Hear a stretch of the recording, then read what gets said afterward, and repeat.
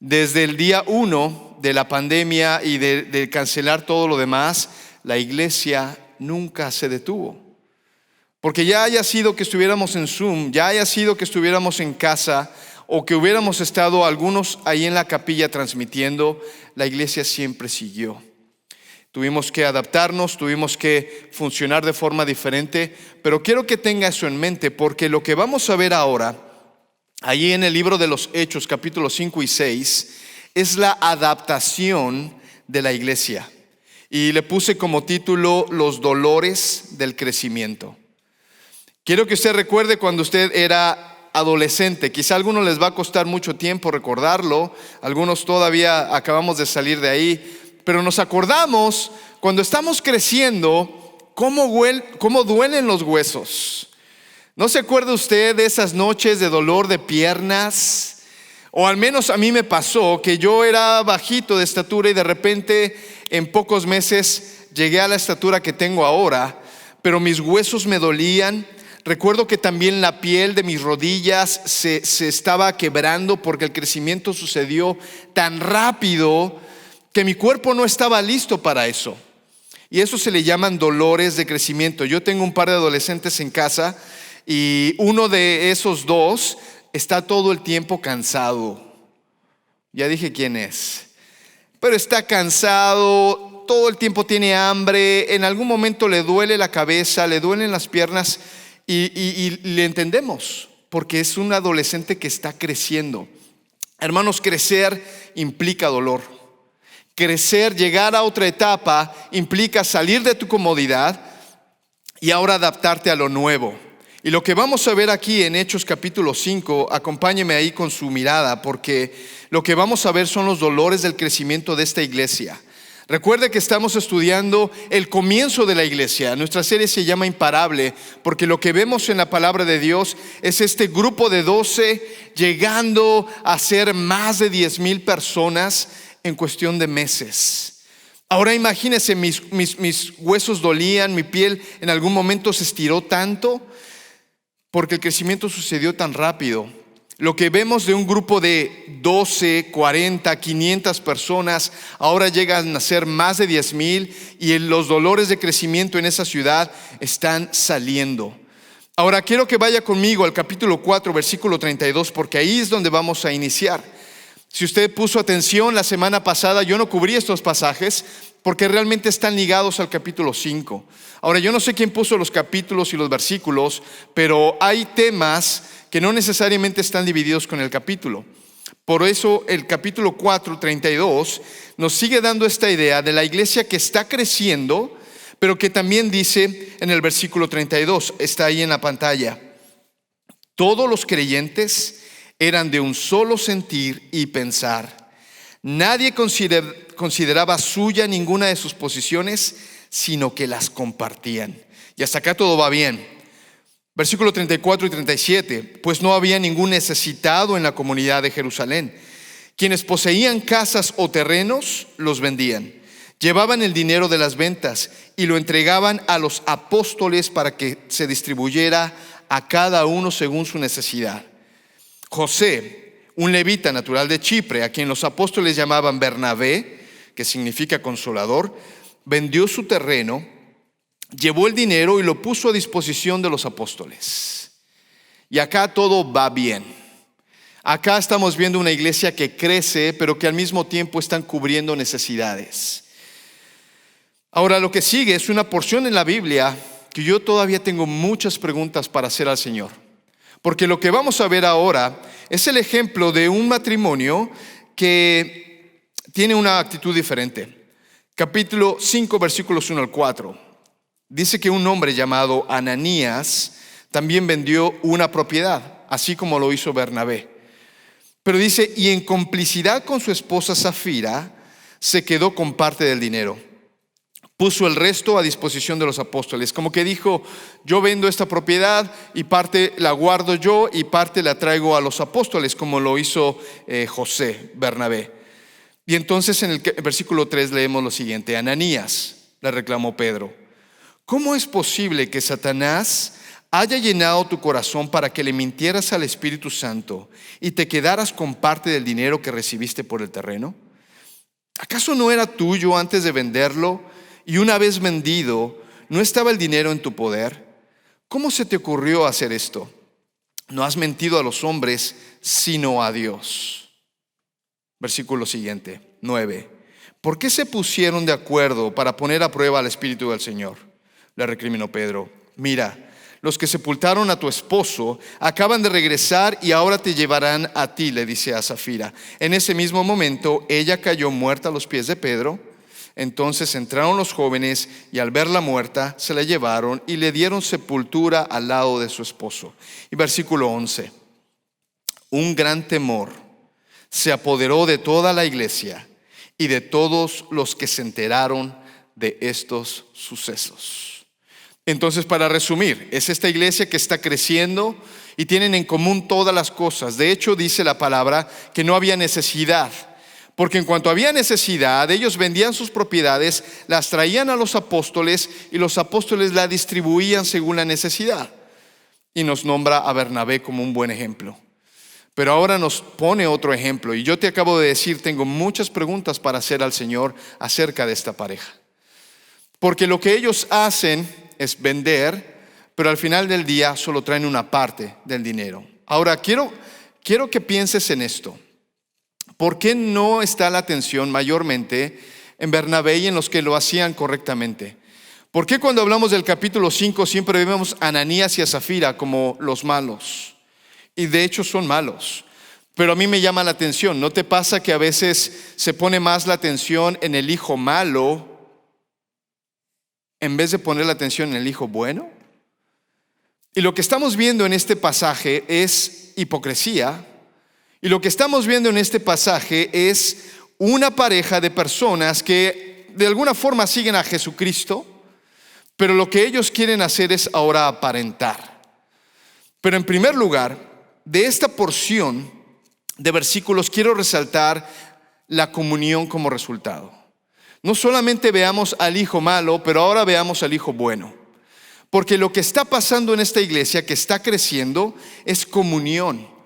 La gente no tiene necesidad, la gente tiene todo en común. Porque están ahora creciendo.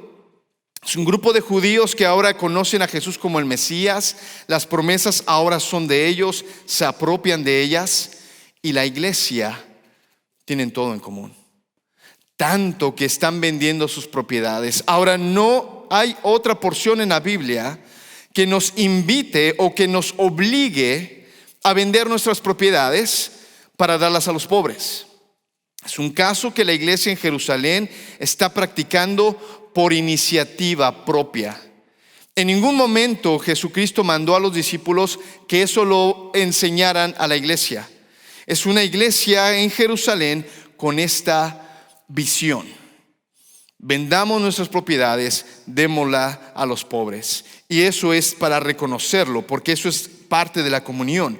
Pero ahora quiero que veamos el temor como principio. Porque lo que sucede es que esta pareja, como muchas más, puede haber habido, que solamente querían aparentar, solamente querían mostrarse como lo hizo Bernabé. Ahora mi pregunta, una de las preguntas que yo tengo al Señor, porque tengo varias de este pasaje, es: Señor, ¿por qué nos pusiste este ejemplo? 1. Y 2, ¿por qué la Biblia no nos habla de más ejemplos de personas que hayan actuado mal y entonces murieron como consecuencia? Y creo que un poco de las respuestas que el Señor me ha dado en este tiempo es que Dios está edificando a su iglesia en Jerusalén, y esta pareja Dios la va a usar como ejemplo para que el resto ahora tema. Ahora, yo no lo he visto en mis años del ministerio, pero yo he visto diferentes personas que engañan a la iglesia, pero yo no he visto ninguna que caiga muerta como pasó con Ananías y con Zafira, y créeme, no quiero verlo. De hecho, yo veo mi vida y digo: Señor, que no me pase. Quizás yo no estoy como Ananías y Zafira, pero yo sé que mi vida no es perfecta. Señor, Una persona va a morir de esta forma inmediata si llegan a mentir al Espíritu Santo. Lo que yo veo en la palabra, en el resto de la Biblia, es que Dios está edificando su iglesia, pero también está produciendo el temor. Y no es ese miedo, no es ese temor que tú y yo podemos experimentar como seres humanos, sino es una reverencia a Dios. Yo puedo engañar a Pedro, pero al Espíritu Santo nunca lo puedo engañar. Yo puedo engañar a los apóstoles, yo puedo engañar a los líderes, yo puedo engañar a otras personas, pero querida iglesia, hay un principio bien claro aquí. A Dios no se le puede engañar. Y entonces es ahí cuando tú y yo tenemos que tener el temor como principio. Porque lo que vamos a ver aquí, y lo vamos a ver en el resto del Nuevo Testamento, es que Dios no está de acuerdo con el pecado.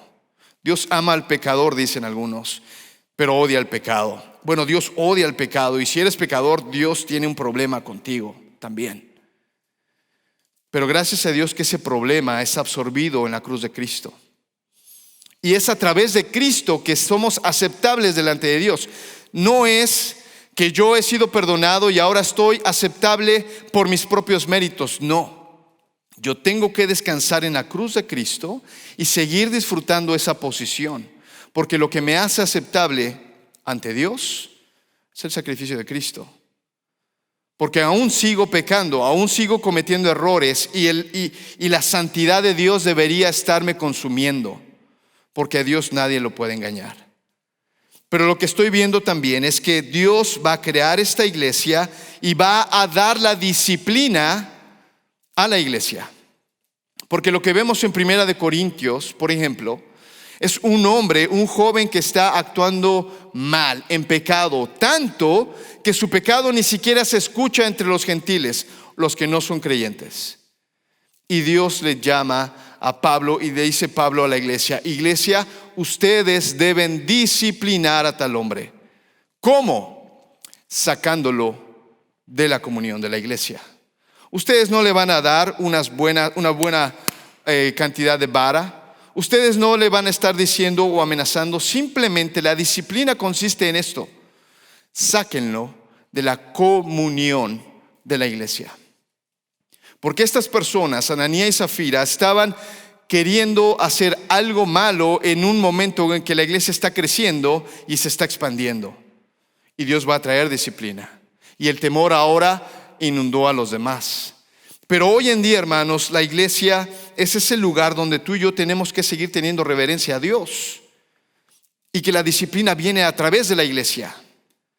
Porque Dios no puede ser burlado. Dios no va a tomar ligeramente el pecado nuestro. Dios quiere que todos como pecadores sigamos creciendo y trabajando juntos. No se puede pensar hacer daño a la iglesia y salir sin consecuencias. Porque lo que hacen Ananías y Zafira es darnos el ejemplo de que Dios está creando algo y tiene planes con eso. Y esa iglesia tiene que ser lo más perfecta posible, y para eso nos va a dar la disciplina. Y esto me encanta, aunque tengo muchas preguntas, porque lo que puedo ver es la reacción de la iglesia e inmediatamente dejar de hacer o tener cualquier mala intención se cura con esto. Y entonces la iglesia empieza a ver a Dios y empieza a seguir el crecimiento. Déjame ir a la siguiente sección de versículos, porque ahora lo vamos a ver, capítulo 5, 12 hasta el 42, aunque no vamos a leer todos los versículos, pero Dios sigue trabajando. Dios sigue edificando a su iglesia, y lo que va a venir es la prueba del tiempo. Porque ahora lo que va a pasar es que esta iglesia que está creciendo y que está siendo sostenida, ahora va a ser probada. Ahora se le va a hacer algunas pruebas para ver de qué está hecha. Porque lo que seguimos viendo en el capítulo 5 es que los apóstoles están haciendo milagros. Versículos 12 en adelante dice que aún la gente sacaba a los enfermos para que por lo menos la sombra de Pedro los sanara. Y la gente está viniendo y no entienden estos cristianos por qué hacen lo que hacen, pero lo que estoy viendo es que los enfermos se sanan. Así que yo traigo a mis enfermos y aunque sea la sombra de este líder, que pase sobre él y entonces se sana. ¿Sabes qué está pasando? Una ciudad viendo milagros, pero dice que los líderes religiosos, políticos y con otras intenciones ahora empiezan a tener celos. Dice el versículo 17: porque se juntan todos estos líderes y el sumo sacerdote y todos sus partidarios, que pertenecían a la secta de los saduceos, se llenaron de envidia. Porque eran ellos los que querían tener el poder de curar. Ellos querían la atención sobre ellos mismos. Recuerda que hay saduceos, hay fariseos, hay celotes, hay herodianos. Y cada uno de estos grupos tiene su diferente valor. Unos apoyan el templo, otros apoyan la ley, otros apoyan a Herodes. Y estos fariseos empiezan a tener celos porque ahora la atención ya no está en ellos, está en los discípulos. Y entonces, versículo 18, arrestaron a los apóstoles, los metieron en la cárcel común. Pero en la noche un ángel del Señor abrió las puertas de la cárcel y los sacó. Vayan, les dijo, preséntense en el templo y comuniquen al pueblo todo este mensaje de vida. Y ahora el sumo sacerdote con sus partidarios llenos de celos mandan buscarlos y ellos no están ahí. Y la guardia viene y les empieza a decir: hey, estos hombres no están aquí. Pero también dice en el versículo 28, terminantemente, están hablando los líderes a estos discípulos, terminantemente les hemos prohibido enseñar en ese nombre. Ellos no tienen problema que la gente se cure. El problema es que están predicando en el otro nombre que no son ellos. Sin embargo, ustedes han llenado a Jerusalén con sus enseñanzas y se han propuesto echarnos la culpa a nosotros de la muerte de este hombre. Versículo 29. La respuesta de los discípulos: es necesario obedecer a Dios antes que a los hombres, respondieron Pedro y los demás apóstoles. El Dios de nuestros antepasados resucitó a Jesús, a quien ustedes mataron colgándolo de un madero. Por su poder Dios lo exaltó como príncipe y salvador, para que diera a Israel arrepentimiento y perdón de pecados. Y en esa asamblea de líderes se levanta un hombre, porque ahora que los han echado a los discípulos, se levanta un hombre y les dice a los demás líderes: hey, pongámonos las pilas, porque dice el versículo 34, un fariseo llamado Gamaliel, maestro de la ley, muy respetado por todo el pueblo, se puso de pie en el consejo y mandó que hicieran salir por un momento a los apóstoles. Y les dijo lo siguiente: hombres de Israel, piensen 2 veces lo que están a punto de hacer con estos hombres. Que hace algún tiempo surgió Teudas, jactándose de ser alguien. Se le unieron unos 400 hombres, pero lo mataron y todos sus seguidores se dispersaron y ahí se acabó todo. Después de él surgió Judas el Galileo en los días del censo y logró que la gente lo siguiera. A él también lo mataron y todos sus secuaces se dispersaron. En este caso, versículo 38, en este caso les aconsejo que dejen a estos hombres en paz, suéltenlos.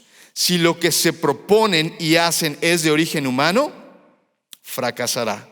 Pero si es de Dios, no podrán destruirlos y ustedes se encontrarán luchando contra Dios. Básicamente Gamaliel dice lo siguiente: ¿se acuerdan? No es el primer problema que tenemos en la ciudad. Ya se levantó alguien más y algunos lo siguieron, pero en cuanto quitamos al líder, desaparecieron.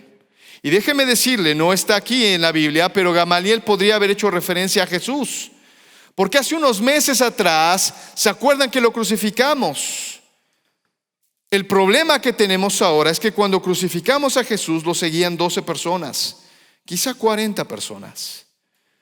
Pero este Jesús que ellos dicen que ha resucitado, ya no lo siguen 40 ni 500, ahora son miles. Y toda la ciudad está siguiéndolo.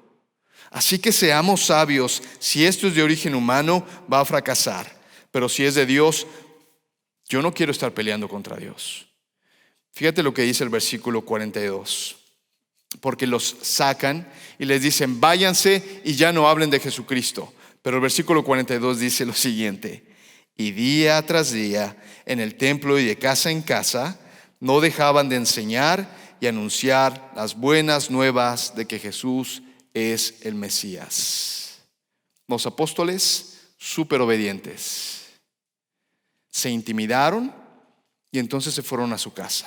No, dice que la palabra de Dios, ellos día tras día iban y seguían predicando a Jesucristo el resucitado. Ellos no iban a ceder necesariamente ante esto. Sabes, yo no sé si tienes niños de carácter duro, de carácter difícil.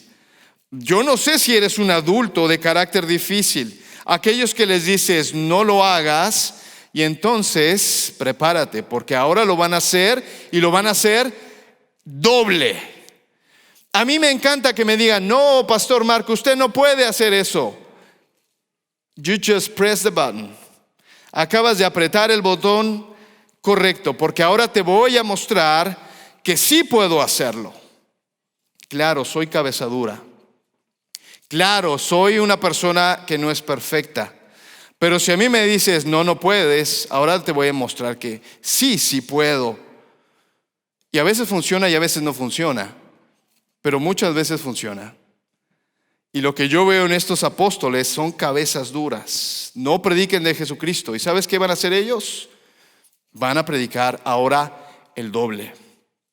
Y lo que está pasando en este lugar, en primer lugar, quiero que veas la dureza crónica.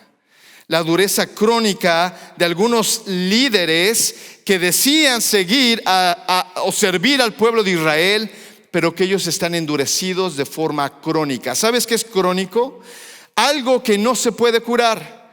Algo que ya se ha intentado sanar, pero que no se puede. Entonces se ha vuelto un problema crónico. Y lo que estos líderes están teniendo es una dureza crónica.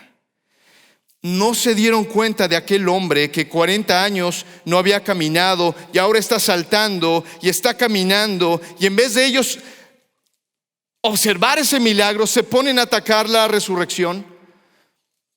No se dan cuenta que hay personas que están siendo sanadas y liberadas. Ellos ahora van a estar atacando a esos líderes porque están llenos de celos. Y hay una dureza crónica. ¿Te acuerdas de Faraón? ¿Te acuerdas de Faraón? Él, aún viendo milagros y señales, no dejaba al pueblo ir. Y aun cuando su hijo mayor murió, él seguía empeñado en seguir persiguiendo al pueblo de Israel. Bueno, querida iglesia, yo estoy aprendiendo esto. Siempre va a haber oposición. Siempre va a haber oposición. No importa lo bien que hagas, el que te quiere dar problemas te va a dar problemas. No importa si tu vida está cambiando, no importa si estás mostrando el ejemplo correcto, ya no usas esos vicios, ya no eres de esa forma, siempre vas a tener problemas. Pero ¿sabes qué? La oposición yo no la veo de parte de Dios. La veo de personas que están endurecidas crónicamente. Ahora Dios tiene misericordia y su misericordia dura por siempre.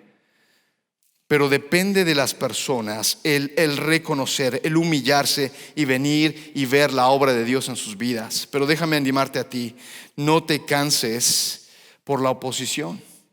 Más bien, sé como los discípulos. En segundo lugar, quiero enseñarte o quiero hablar de la resiliencia con convicción. ¿La qué, pastor? La resiliencia.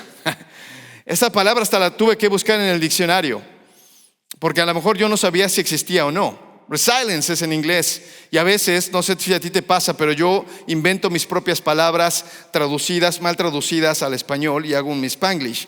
Pero sí existe la resiliencia. Y la resiliencia, ¿sabes qué es? La capacidad de adaptación de un ser vivo frente a un agente perturbador o un estado o una situación adversa. Es la capacidad de adaptación. Cuando hay problemas, hay dos respuestas que puedes tener. Una, renuncias y dejas de hacerlo. O te vuelves resiliente. Hay una oposición, modificas y entonces sigues haciendo lo que tienes que hacer con algo modificado. Y querida iglesia, lo que hace un año experimentamos fue resiliencia. No vamos a dejar de predicar, no vamos a dejar de hacer lo que hemos sido llamados a hacer, más bien nos vamos a adaptar, vamos a modificar, nos va a doler porque vamos a tener que crecer, pero al final del día tenemos un mandato, es avanzar el reino, es hacer discípulos. Y lo que está pasando con estos discípulos, ellos dicen, es necesario obedecer a Dios antes que a los hombres. Entonces no vamos a dejar de hacer lo que tenemos que hacer. Tenían convicción. Ahora, había otro grupo de los judíos llamados los esenios. Y fíjate lo que hacían los esenios. Los esenios, al ver la sociedad corrompida, dijeron, tomemos a nuestros hijos, tomemos a nuestra familia y vayámonos a las montañas, especialmente Qumran. Y lo que hicieron los esenios fue tomar los rollos de la escritura, se aislaron de la sociedad y se fueron a vivir a las montañas.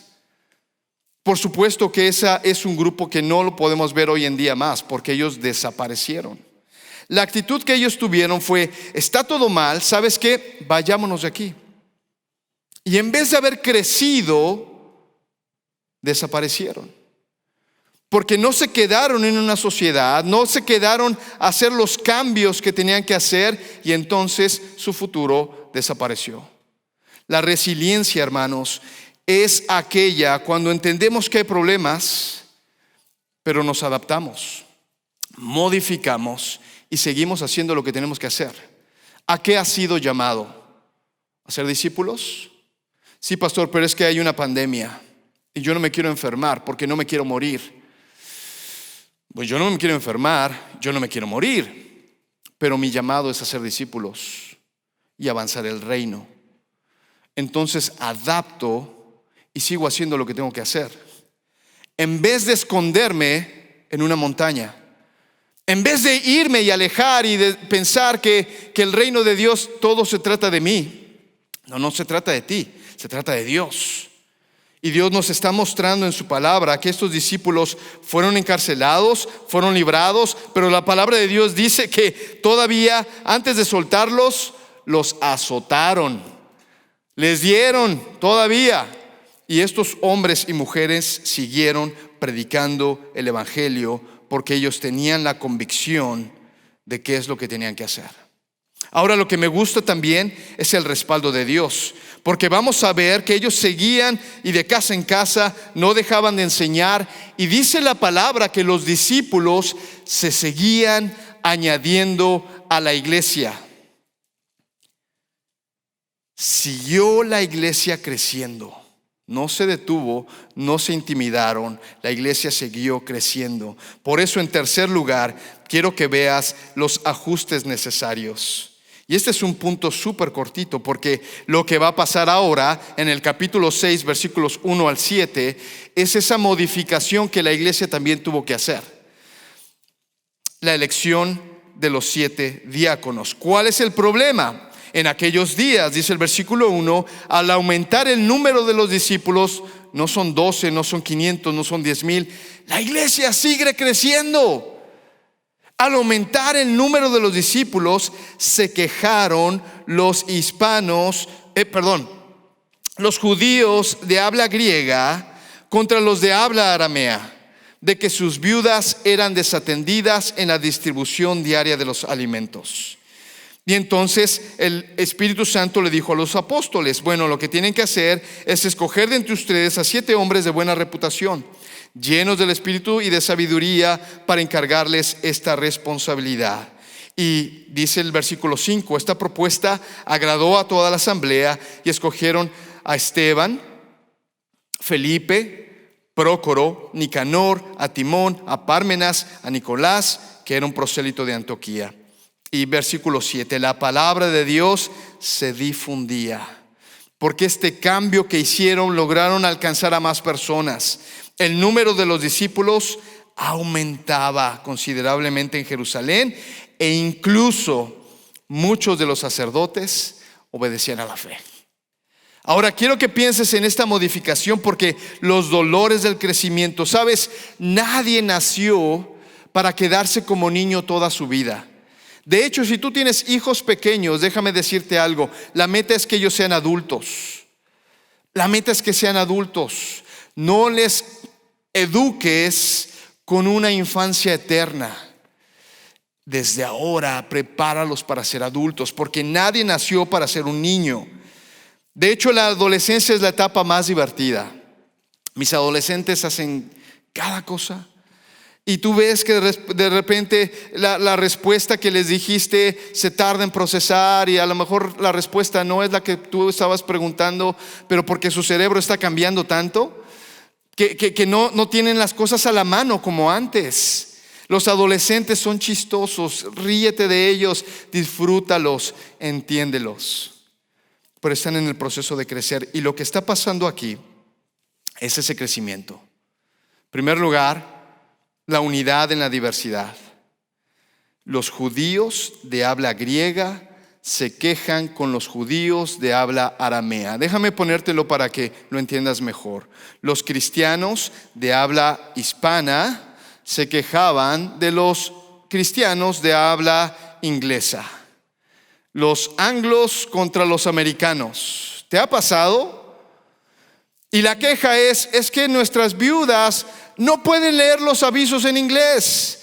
Por eso es que ellas no están atendiendo, porque cuando vienen a repartir la comida, recuerda que ellos venden todo y después lo distribuyen. Cuando están por repartir la comida dicen: muy bien, mujeres, dinner is ready, so you need to come and make the line here. Y las mujeres hispanas nada más se quedan viendo como diciendo: ¿qué está pasando? ¿Qué está pasando? Y entonces no se pueden formar y no pueden tener su comida. Eso es lo que está pasando ahí.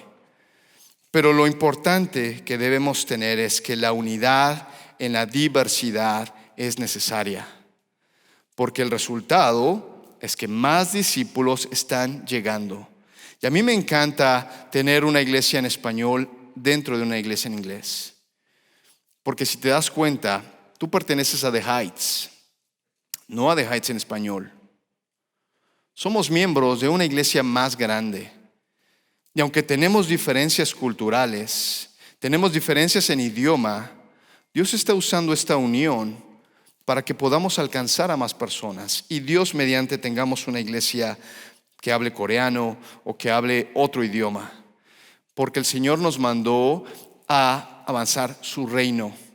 Y no es su reino en español, es su reino de todas las tribus, naciones y lenguas. Y en esa unidad vamos a tener problemas, porque algunas viudas se van a quedar fuera del picture. Pero en esa diversidad tenemos que seguir la unidad. Y déjame mencionar el último punto. La siguiente etapa estaba propuesta. Porque tú vas a seguir leyendo y después vamos a entrar al capítulo 7 y 8 y vamos a ver lo que pasa en el capítulo 13. Pero después va Dios a mandar misioneros a todas las regiones del mundo. Y lo que está pasando aquí es que entre esa diversidad Dios está preparando el siguiente capítulo. Dios está preparando a la iglesia para algo más grande. Dios tiene planes para esta iglesia y son mayores que los que podamos imaginar.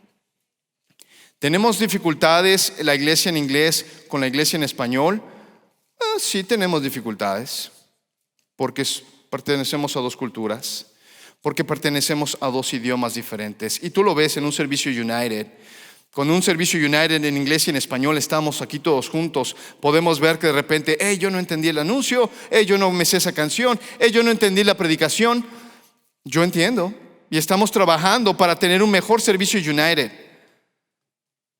Pero déjame decirte algo, la unidad es más importante que el aún escuchar los anuncios en mi idioma, porque tenemos una tarea que es más grande, y no es engordar a The Heights en español o The Heights en inglés, es avanzar el reino.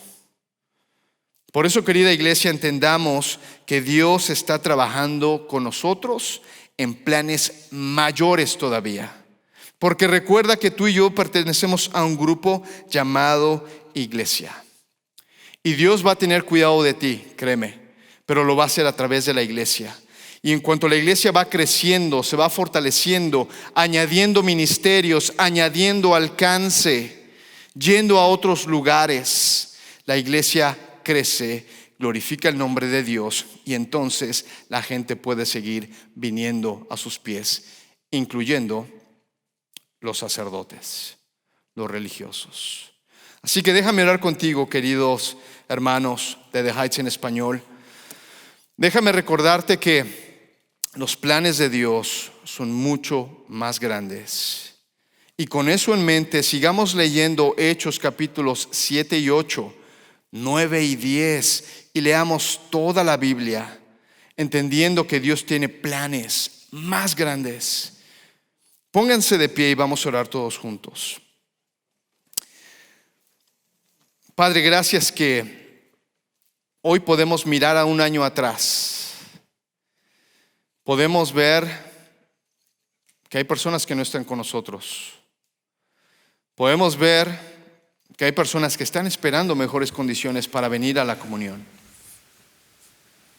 Dios, hoy podemos ver a personas que tú sumaste a la iglesia.